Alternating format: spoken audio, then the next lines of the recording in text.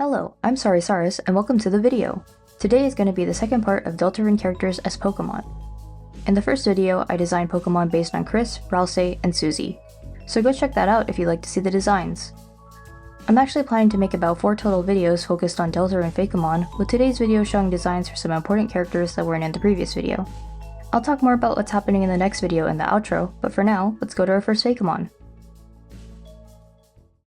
I started with Noelle's design first, and it was pretty interesting to work on. As you can see, I took a lot of inspiration from Deerling for the body, but made it more elongated to match real-life young reindeer better.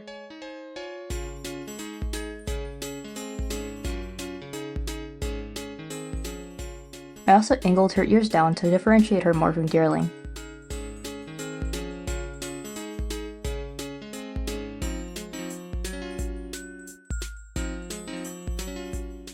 Since her original design has some Christmas theming, I worked it into this design by drawing her hair as more of a Christmas tree-shaped mane.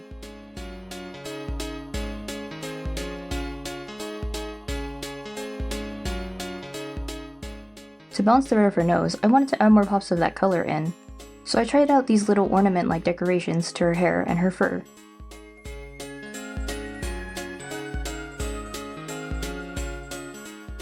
I noodled around with her shiny colors for a bit, trying to come up with something that looked good before I landed on using Rudy's colors.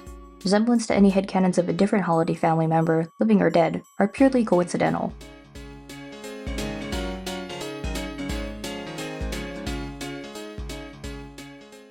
Here's Noelle, the Holiday Pokemon in its Light World form. It has a kind and festive demeanor. Noelle seems to be drawn to creepy things even though it is easily scared. I debated giving her a grass type because of the Christmas tree hair, but pure normal felt more appropriate. Moving on to Dark World Noelle. I started with a sketch where her cloak is covering most of her body.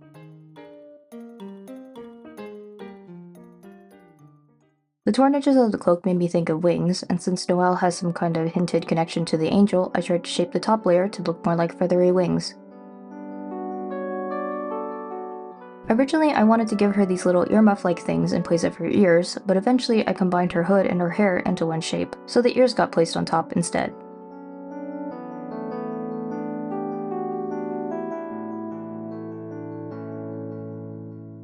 They're definitely more prominent in the sketches, but I added some spikes to the bottom of her legs to reference the thorn ring. These then turned into diamond-shaped ice crystals because I felt like the ice typing wasn't coming through enough. I mean, there are ice types without ice on their body, but I think that without the crystals and her little decorations on the front, she just looked like a deer wearing a cloak.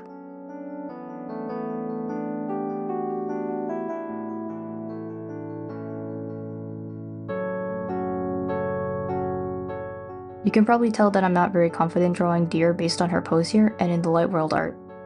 They're just kind of standing there.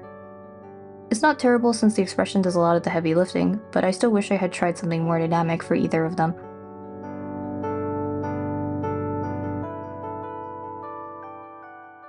I'm trying to not be too negative, but there's some other stuff about this design I dislike, like how much of it is taken up by the blank space of her cloak. So maybe I'll end up revisiting it sometime after I get through the other ones I had planned. Dark World Noelle. It is a pure ice type. It can quickly defeat enemies by freezing them solid. Its newfound powers leave it in a strange trance-like state. Her Dark World shiny is based on the white cloak sprite colors. I haven't checked the file time, but I think Lancer was probably the quickest for me to design. He's very close to his original design, but with more simplified shapes and an extra mouth on his stomach. This is actually something he has in Canotine's original artwork of him, and I brought it in as a through line to his eventual evolution.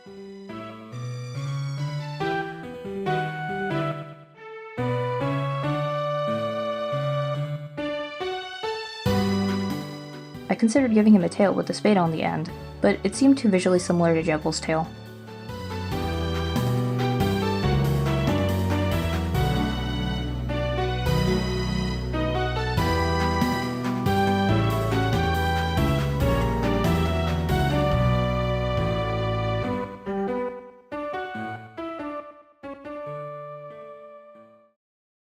This is Lanster from Lanster and Youngster, the Spade Pokemon. When Lanster tries to trick its foes, it usually ends up stuck in its own trap. It frequently digs small holes and uses them to store precious objects.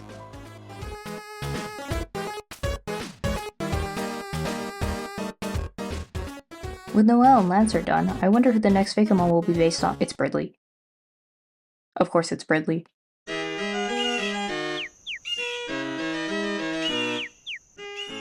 I had a similar problem for Berdly's light world design as I had with Susie's, which was how to translate the clothes into being part of the body, or at least how to draw them in a way that they hopefully won't stick out. I tried giving him a pocket to match whatever's on his shirt, and then I tried giving him this exaggerated Peter Pan type collar. I'm not really sure what my plan was for that, like, were they supposed to be feathers? Anyway, I scrapped it, and I just gave him some markings to hint at his collar and his sleeves.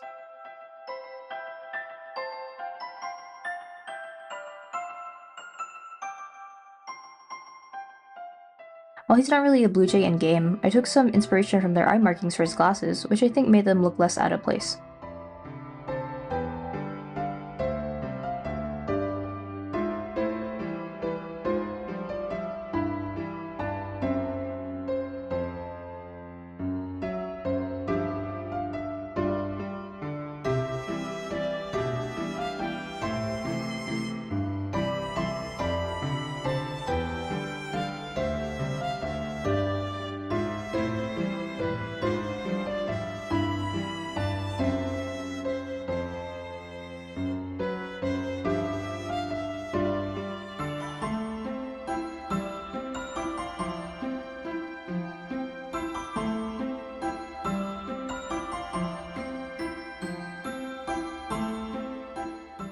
The shiny is based on, well, yeah.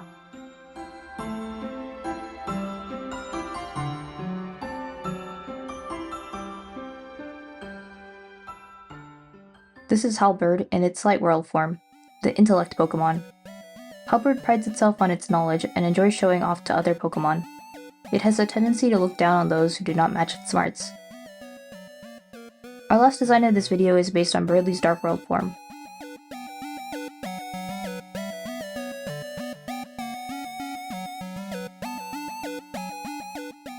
I decided on giving it these big wings to substicate. I decided on giving it these big wings to substitute his cape or scarf. The giant wings also fit since Berdly summons tornadoes as part of his combat.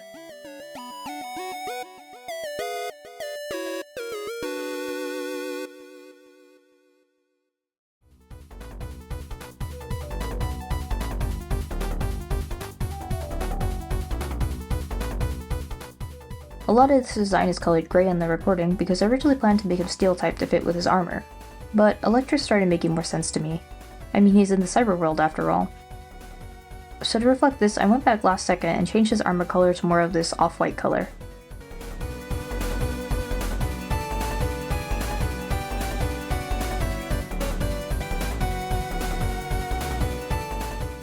I felt like I was dropping the ball a little bit by not including his halberd weapon. Well, I guess I didn't name him after it, and it's also his tail. But I couldn't come up with a better idea for a palette, so that's where the Dark World shiny colors get their bright yellow and green from.